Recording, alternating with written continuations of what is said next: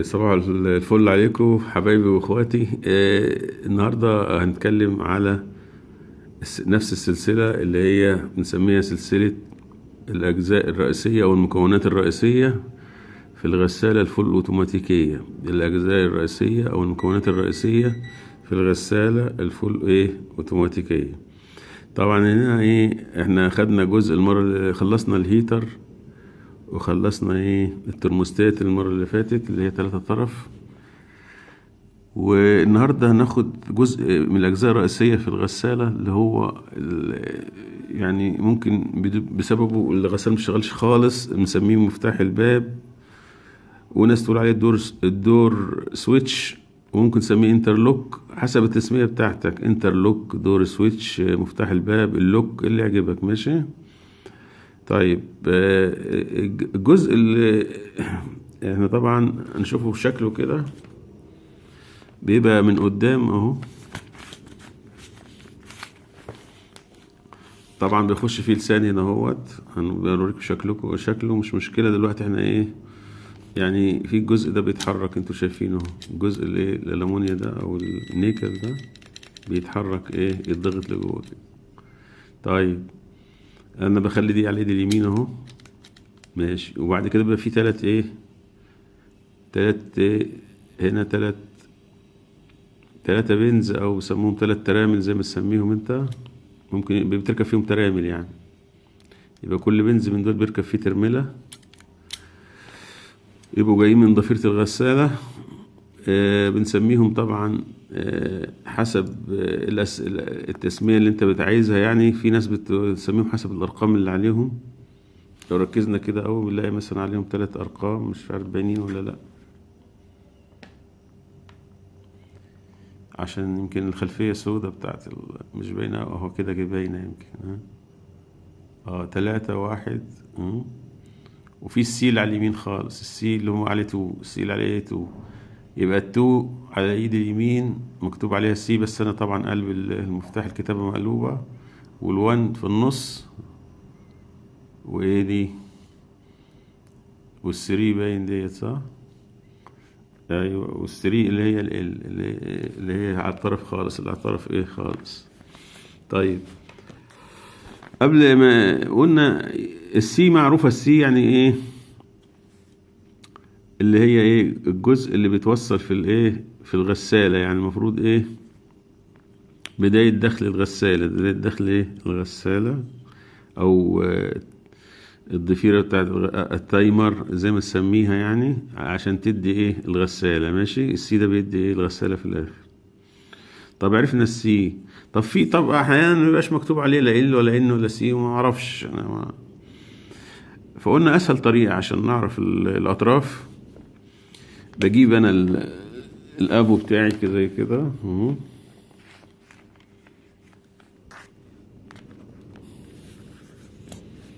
واحاول اغير، يعني اخليه متشاف كده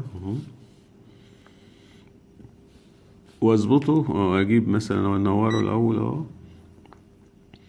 بجيب المؤشر على على الاوم. طبعا كلنا عارفين انت الاوم اللي هو التدريج الاخضر ده عليه علامة الاوم اهو. ماشي. يعني ما اجيبش الصفارة لا، ولا 600 اوم، لا اجيب 6 كيلو، 6 كيلو اوم، 6 كيلو اوم. يبقى تدريج ال6 كيلو اوم. طيب جبنا ال6 كيلو اوم، ابتدي انا عندي 3 اطراف. اخد مثلا الاولاني كده، احط مثلا على الاولاني اهو، ايدي الشمال اهو، وانقل على التاني اهو. اداني قراية، اداني 1 كيلو و57 من 1000 اوم. ماشي. 1 كيلو وشوية. ماشي. طيب انقل تاني اهو، انا بتحرك بنقل الكروكودايل او الاليجيتور الاسود اهو. مداش، يبقى مداش غير على واحد يعني اللي عيد الشمال خالص واللي في الوسط اهو. ماشي. واللي على ايد اليمين خالص قلنا مداش. طبعا انقل برضو، يبقى لازم برضو اجرب يعني التاني اللي في الوسط واللي على ايد اليمين اهو، مداش. يبقى في قرايتين بقى، قرايه واحده بس اتخذت بين طرفين، ايه هما؟ اول طرف واللي في النص، واللي في النص بالكيلو على تدريج الكيلو طلع بكيلو، يعني 1043 اوم، 1042 ايه اوم، او 1 كيلو و42 من 1000 ايه اوم. ماشي. طب جميل. بعد الخطوة اللي جاية بقى هنبص كده في من ورا كده على اللوك من ورا كده اهو، حتى اللي عدلهولكوا اهو برضه اهو اهو. بص الجزء ده بيتحرك اهو، الجزء ده بيتحرك المعدني ده. اهم حاجة تاخد بالك من ايه؟ من في حتة ايه مش عارف انا بحركه، شفت اهو، بصوا كده، بصوا كده بيبقى في حتة سودة هنا، شايفينها؟ السودة دي بنسميها احنا ايه؟ اللي هي بتوصل ال بالسي. ال يعني لايف عشان نبقى عارفين، بس ال اللي يعني ايه لايف داخل الايه الفردة الحية يعني، بيسموها لايف او الفردة الحية، اللي بتدي ايه لمبة مع مفك التيست. ماشي. واسيب كده، ابص لو سبت ترجع تاني اهو. طبعا الحركة ديت انا بعملها لما اجي اقفل الغسالة، هو اوتوماتيك كده لسان الباب بيروح ايه داخل في الحتة دي، فبيرجعها لورا كده، يرجعها ايه لورا كده. ماشي. اللسان بتاع الباب يروح يرجع دي ايه لورا كده. ماشي. يروح محرر الحتة السوداء دي، الحتة السوداء ديت المربعة دي طبعا ايه بتطلع لبره، المفروض تتحرر. لو ده يصدى فيها مش هتطلع، لازم تبقى كده. ماشي. يبقى اول حاجة بتأكد من الحركة الميكانيكية بتاعت الغسالة ان الجزء ده بيرجع لورا بلسان الباب يعني. ماشي. طيب طبعا انا هعملها يدوي، يعني انا هعملها ايه يدوي. هجيب مثلا ايه، كان هنا في مثلا قلم ولا في حاجة، واروح اعمل ايه بيه ايه كده اهو، برجع كده اهو وادخل حاجة هنا عشان ايه تصد فيها، صد هنا مثلا يعني. ماشي. انا عرفت دلوقتي قلنا الاطراف اللي هم ايه اهم قدامكم اهو، اللي هم بيدوا قرايه على الكيلو، على الكيلو اهو 6 كيلو، اداني على القرايه 6 كيلو بواحد كيلو شويه. ماشي. علشان انا ما اتلخبطش بعد بخلي دايما كده ايه الفتحه هنا اللي فيها القلم الاحمر ديت على الايد اليمين، واخلي الايه الثلاثه دول في ايه الثلاث بنات فوق. ماشي. عشان بس ما تلخبطوش. ماشي. او انا ما اتلخبطش. يبقى انا خدت العيد الشمال خالص وعلى الايد اللي في الوسط، واحدة مكتوب عليها 3 وواحدة مكتوب عليها ايه 1. خدت ال1 وال3 هما ال والايه والان، بنسميهم بعد كده ال والان. بس للأمانة انا ما اعرفش يعني هما فردتين الكهرباء، اللايف والنيوترال. اللايف ايه والنيوترال، يعني فردة حية وفردة ميتة بلغة السوق. ماشي. طب الفردة الحية او الفردة الميتة او الفردة الإيرث او الفردة الحية ديت ال والان، اللايف والنيوترال. مين لايف ومين نيوترال انا ما اعرفش، انا ايه المفروض ما اعرفش. طب اعرفها ازاي؟ يبقى ده جزء ايه الجزء الثاني في الايه اللي هنشتغل عليه. ازاي اعرف اللايف من النيوترال؟ ازاي اعرف اللايف من ايه من النيوترال؟ ازاي اعرف اللايف منين من النيوترال؟ طبعا انا بدل ده احط ده كده عشان بس ايه كده اهو، وهرجع دي بدي شويه ورا كده. يبقى ايه مثلا كده. ماشي. عرفنا الايه الفردة الحية من النيوترال. طبعا انا عشان ما نضيعش وقت فرسمنا ايه، هنرسم قلنا ايه ال والسي فين، نعرف نرجع بالسي دلوقتي خالص. ال والان انا مش عارفهم من بعض، انا مش عارفهم من بعض. اما وصلت كده على ال والان ده بيبقى بينهم قرص حراري، قرص ايه حراري، قرص ايه حراري. يبقى ما بين ال والان في قرص ايه حراري اهو.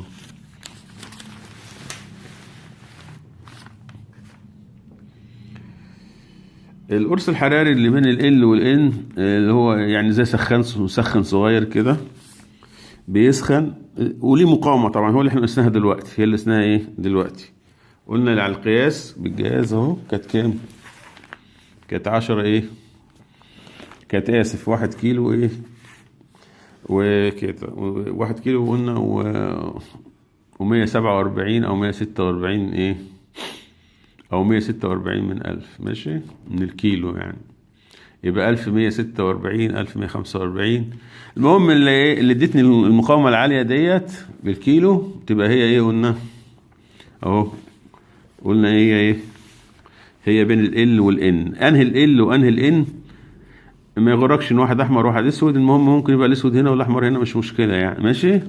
يبقى لان ايه ملهاش اتجاه، المقاومة ملهاش اتجاه ماشي. طيب الخطوة اللي جاية بقى، يعني المفروض انا ايه معايا قلم رصاص او قلم جاف زي حسب الايه ما قدامك، وتجيب القلم وتروح ايه تبقى ترسم بقى ايه، تحدد. انت دلوقتي حددت ال ايه والان ماشي. تحددهم ازاي؟ تيجي كده نشوف نجرب كده على الورق الجديد ده حتى عشان ما تلخبطش.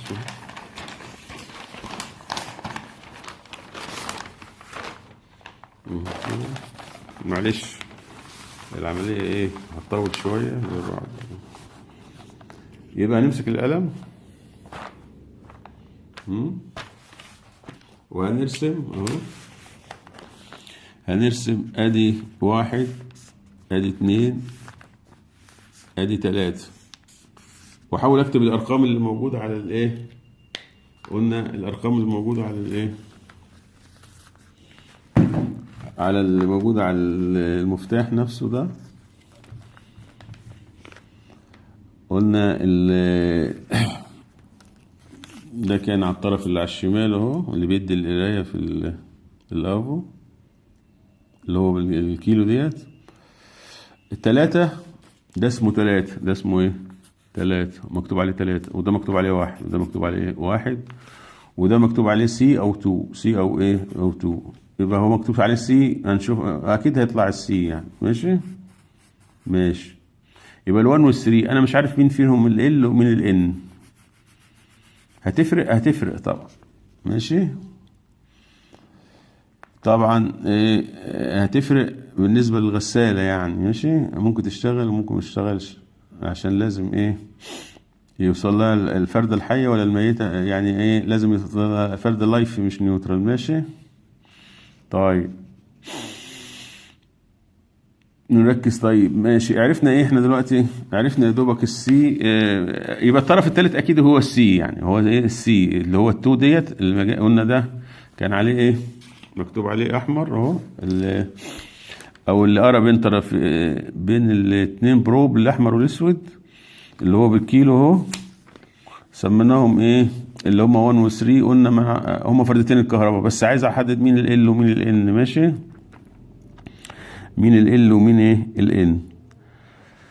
طب الفرق يبقى الفرده الثالثه اللي ايه اللي ما قاستش حاجه دي نسميها سي، هنسميها ايه سي اللي هي 2 هنسميها ايه سي ماشي دي السي ماشي، اللي ما فيهاش ايه ما فيهاش ايه البروب الاحمر ولا الاسود او الكروكوديل الاحمر والاسود ماشي.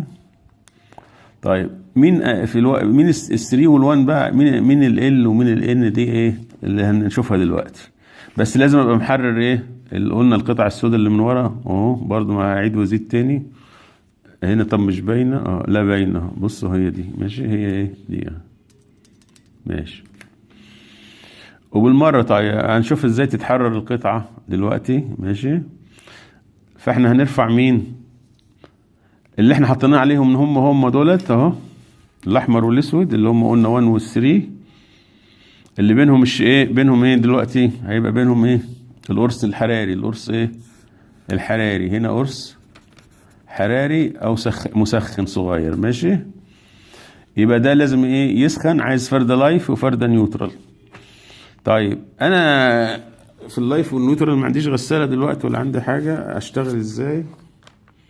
اسهل حاجة طبعا عشان ما ايه في التجربة ديت ما تشتغلش ايه قلنا بمصدر تيار على طول، خليك على اللمبه سيري عشان ما تعملش قفله حتى لو مفتاح فيها في مشكله مش هيقفل، مش هيحصل قفله قدامك ماشي.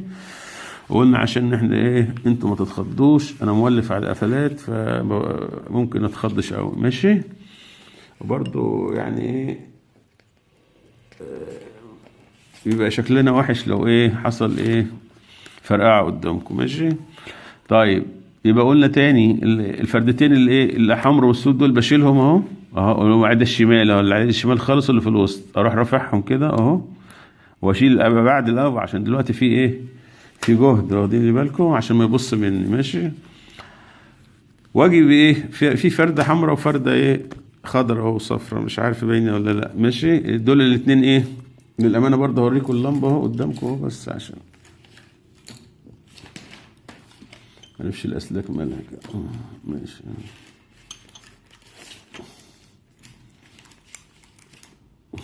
اللمبه اهو، مجرد ان انا ببص كده اللمبه السيريا طبعا عشان انا بصوا نورت اهو. ماشي. يبقى ده مجس وده مجس، بس حطش عليهم صوابعك عشان ما تتكهربش. ماشي. طيب اتفقنا ان ايه قلنا اتفقنا ان ده وده فردتين الكهرباء، فردتين الكهرباء. بس انا طبعا عشان اقلب كده قدامكم بصوا كده اهو عشان تشوفوا مين، يبقى اللي كان على ايدي الشمال بقى ايدي اليمين، معلش هي اتلخبط شويه. ماشي. ها اللي كان على ايدي الشمال اهو اللي هو 3 بقت على ايدي الايه اليمين، واللي في النص في النص مفيش مشكله يبقى ايدي اليمين. ماشي. فايه اللي حصل بقى هنشوف كده. هنجيب ايه قلنا المجسين بتوعي واحده حمراء وواحده اسود، واعمل ايه بقى احاول اركز قوي على ايه القطعه المعدنيه اهو، ادي مثلا الاسود اهو كده،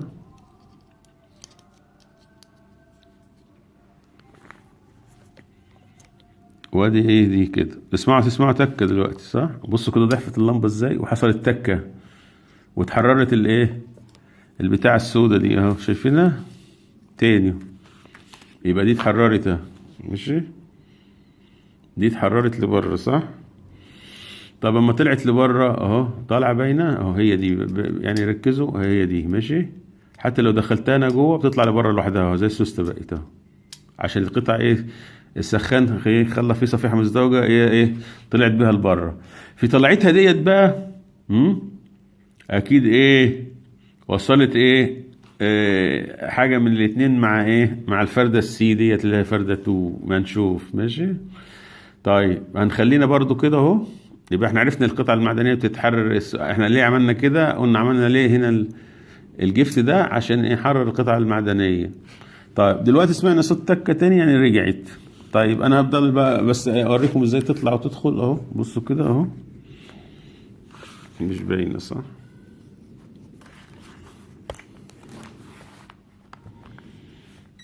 حتى خليها بالجنب كده اهو.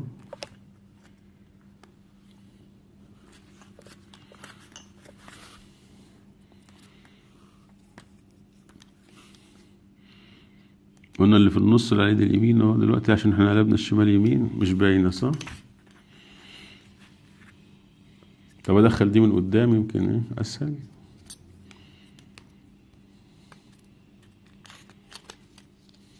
كده يمكن تبان اكتر. ماشي. بصوا كده ادي قلنا الايه بالسيريا ما نخشش تيار مباشر على طول 220 ممكن نعمل قفله. ماشي. عشان لو حصل قفله السيريا اللمبه تنور مفيش مشكله اهو. فانا ما باخد هنا على السخان اهو. بص على السودا كده تتحرر ازاي طلعت لبره اللي هي دي اللي هي دي. ماشي. يبقى دي طلعت دلوقتي لبره. بص لها كده شويه هتلاقيها هترجع تاني لوحدها، بس بتاخد حوالي 3 دقايق 3 دقايق. ماشي. فبتسمع تكه كده وبترجع. ماشي. طيب عموما عرفنا ازاي يبقى محررت الشريحه المعدنيه اللي بره كده، او اسف ضغطتها على ناحيه يعني لجوه.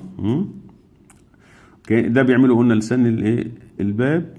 ففي حاجه سوداء طلعت لبره اهو، الاسود في الابيض يمكن باينه صح مجسمه شويه. ماشي اهو دخلت اهو. ماشي. طيب عايز اخرجها تاني قلنا بعمل كل اللي بعمله بجيب كده اهو،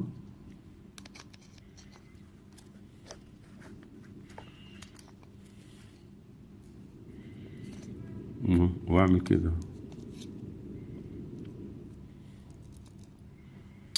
طلعت تاني، بصوا طلعت ايه تاني. ماشي. طيب هو في المفروض الغسالة طول ما هي شغالة بينه وبينكم الايه ال والان، الان دي عمرها ما بتفصل، والال عمرها ايه ما بتفصل. يعني طول ما هي شغالة السخان شغال، السخان ايه شغال. طبعا هو السخان ده ايه يعني شريحة معدنية سموها بين بي تي سي او هبقى مرة نتكلم عنها، او ان تي سي حاجة كده يعني. ماشي. يعني هي كل ما بتسخن بتقل ايه مقاومتها، بتقل ايه مقاومتها ماشي. فبتوصل ايه ماشي. لما تبرد تزيد المقاومة بتاعتها. ماشي. طيب كده هنبص على السودة ديت هترجع تاني بعد شوية. ماشي. احنا مش هنركز قوي في يعني بس فهمنا ايه الطريقة ليه انا برجع الشريحة المعدنية دي اللي ايه اللي بره. ماشي. طب لو جيت انا اسيبها دلوقتي هي كده ايه عمر الباب ما هيفتح. ليه بقى عمره ما يفتح بعد كده؟ علشان الشريحة دي السودة ديت لازم ده ايه يرجع مكانه، يرجع ايه مكانه. هي عملت صد لمين؟ للشريحة المعدنية دي. ماشي. فطبعا لازم هي تسمع التكة وترجع علشان تفتح بعد كده. ماشي. دي كده ممكن ترجعها كده تحاول فيها مش راضية تفتح اهو. ماشي. مش راضية ايه تفتح لغاية ما تتحرر الحتة السودة دي. ماشي.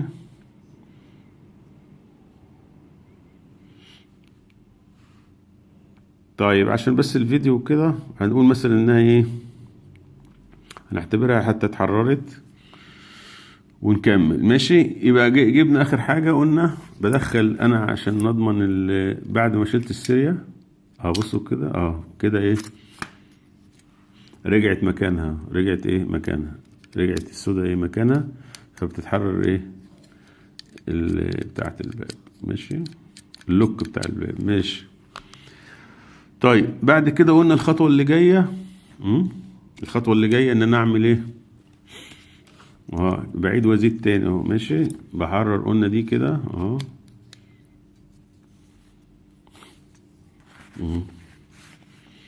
في الاول قلنا اروح حاطط، بصوا كده تلاقي بصوا حتى السيريا دلوقتي، بصوا يا رب ايه تكون باينه السيريا اهو. بصوا كده، بصوا كده السيريا هتلاقيها ضعف يعني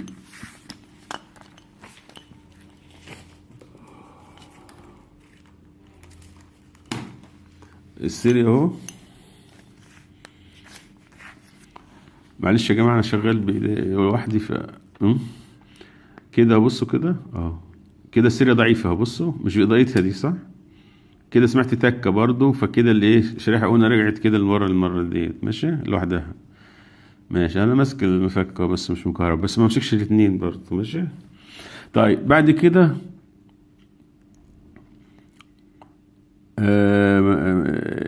اعمل ايه بقى؟ يبقى انا كان هنا وضمنت ان ايه البتاع اشتغل. هبص الشريحه ضعيفه ازاي وبعدين تفصل خالص. يعني السيريا ايه كده معناها ايه السخان ايه سخن خالص اهو. سخن انت واخد الايه الفولت كله. ماشي.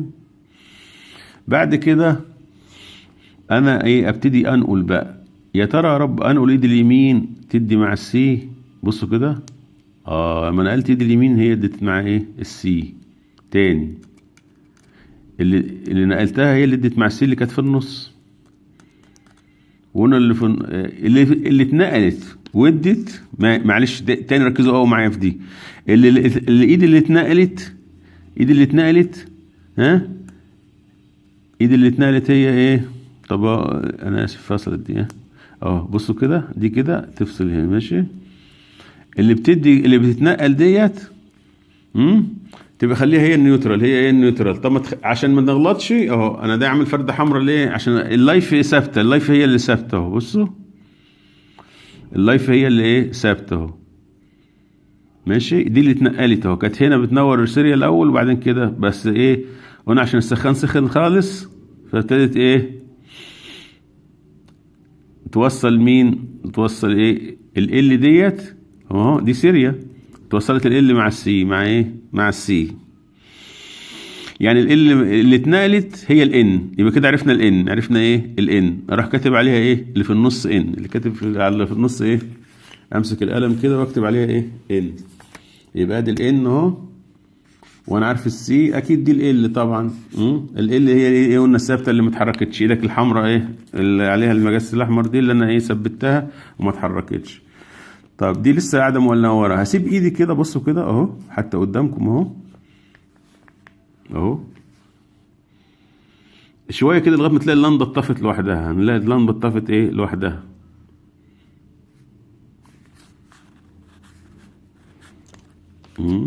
لا معلش لازم امسكها.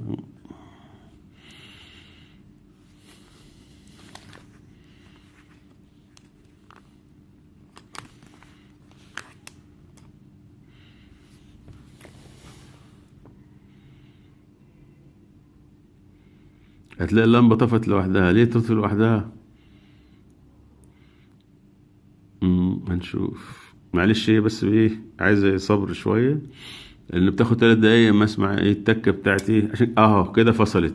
يبقى انا عشان كده يقول لك ايه البرنامج خلص والباب مش راضي يفتح، لا استنى، طب لو واحد جايب غساله جديد وبتاع يتخض، استنى لازم 3 دقايق علشان ايه تفصل. ماشي طيب، عايز كأني هشغلها تاني، قلنا اروح اوصل السخان اهو، كأن ال والان اهو لغايه ما السيريا فصلت خالص، اروح موصل على السي اهو، يبقى اللي نقلتها دي هي لان حتى باين عليها ايه السلك بتاعها كانه نيوترال اهو، دايما انتوا بتشوفوه اصفر في اخضر كده. ماشي، يا رب يكون ايه يعني فدتكم النهارده ازاي ان انا ايه اكشف على صلاحيه مفتاح الباب. طيب يبقى اول انا اتاكدت ان السخان شغال والحركه الكهرباء بتاعته سليمه والحركه الميكانيكيه بتاعته برضو ايه سليمه. ماشي اهو كده، لسه ما قفلش اهو، مع ان انا شلت الايه الجيفت اهو، لسه الحته المعدنيه ما اتحررتش. اما الاقي دي ايه بصوا كده اهو، اما الاقي دي اتحررت اللمبه طفت،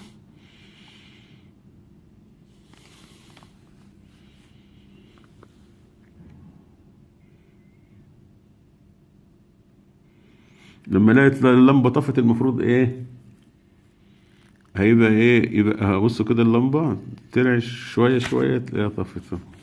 معلش طفت اهو. ماشي، اللمبه ايه طفت. ماشي، طب طفت ازاي والباب ما اتحررش؟ لا هو اتحرر اهو، حتى لو ما اتحررش اتحرر ايه بقى ايه، اتاكد انه ايه انه بيفصل السوسته بترجع لوحدها طبعا، اللي هي الحته السودا اللي ورا ديت. ماشي طيب، طب قلنا بس ادخل لجوه كده، خلي بالكم ايه يعني اما اجي اكبسه لجوه مش لايه مش لبره. ماشي، عشان في ناس ايه انا شفتها بتعمل العكس، او اما الواحد كان جديد معاه مش عارف ايه يطلع لبره ولا لجوه. ماشي، لا اهو بصوا اهو، يبقى دي كده اهو. وقلنا عشان ما تلخبطش يخلي الايه التلاتة دول دايما لفوق، التلاتة ايه دايما لفوق، وده على اليمين وده ايه على اليمين اللي هو الفتحة اللي بيخش فيها لسان الباب. ماشي، الفتحة اللي بيخش فيها لسان ايه الباب. ماشي طيب، طب دي سهلة اقول لك لا، بس خلي بالك كل نوع يعني ممكن يبقى 3 اطراف برضو مفتاح الباب، بس ايه مختلف خالص، مختلف ايه خالص. يعني كان في واحد قدامي دلوقتي اهو، انا ده مجهزه برضو، بصوا كده ده بيسموه اكواتيك غالبا. ماشي، بيبقى له ايه كده هنا ال3 ترامل اهو اللي بتوعه بيبقوا روزيتا بتخش هنا على طول جاهزة. يعني ايه يعني غير ده بيخش بترامل، ده بيخش بايه بترامل اللي هو ده بنزانوسي. ماشي، لكن اكواتيك هتلاقيه مختلف شوية، هتلاقيه مختلف ايه شوية. طب نيجي نشتغل على الاكواتيك. ماشي بسرعة كده عشان ايه الفيديو ما يطولش قوي. نعمل ايه قلنا اول قياس لينا هنعمله ابعد اللمبه السيريا شويه اهو، واجي ايه اهو على هنا. قلنا ادي اللي ايه ظابط على كام المره اللي فاتت الاوم بتاعي، يبقى بحتاج افوميتر. طيب بحتاج افوميتر اهو، بحتاج افوميتر واظبطه على 6 ايه، على الاوم بتاع 6 كيلو، واجيب الاتنين مجس بتوعه كده واجرب اشوف الاتنين اللي بيدوني قرايه ايه في الاوم بالكيلو اوم. انا ما اعرفش حتى من غير ما المسهم الاول اللمس كده بس ما ادانيش كده ايه، ما ادانيش. يبقى 1 مع 2 ايه ما ادانيش صح، واتنين مع واحد مع 3 ايه ما ادانيش. لا والله اداني، ده وده ده وده ادونا مع بعض يبقى هنا في حاجة مختلفة، خلي بالكوا مش عارف باينة ولا لا طيب نسميهم الأول عشان إيه ما نتلخبطش. طيب بصوا كده هنا الأسماء يا رب تكون باينة. في أرقام عندك أهو.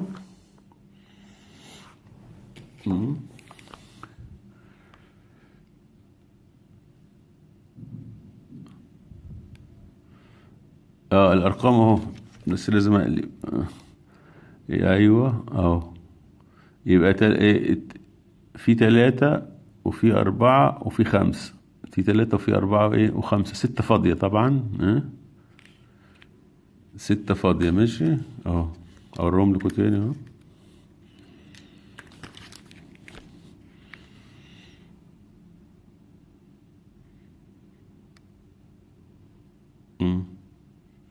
تلاتة 4 5 6 ماشي. ال6 ما فيهاش حاجة اهو فاضية، يبقى 3 4 5 سميهم ايه 3 4 5 المرة دي ماشي. يبقى برضو انا ايه هرسمهم عشان ايه وبرضو اتني الاولانية دي بتاعت زانوسي عشان ما تلخبطش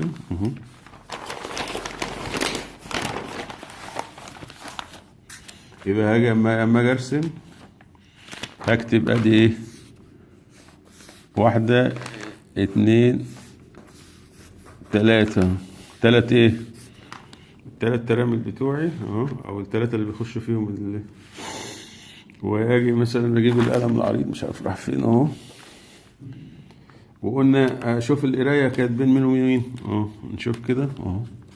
بس المفروض انا بعدل يعني، قلنا في الاول اسميهم الاول بس عشان ما اتلخبطش اهو. 3 4 5 3 4 ايه 5 بس انت عادل ايدك ولا قلبها مش مشكله يعني الكتابه اللي هتتقلب بس الرقم مش هيتغير يعني، بس اكتبهم الاول ماشي. يبقى هنا 3 4 5 3 و4 وايه و5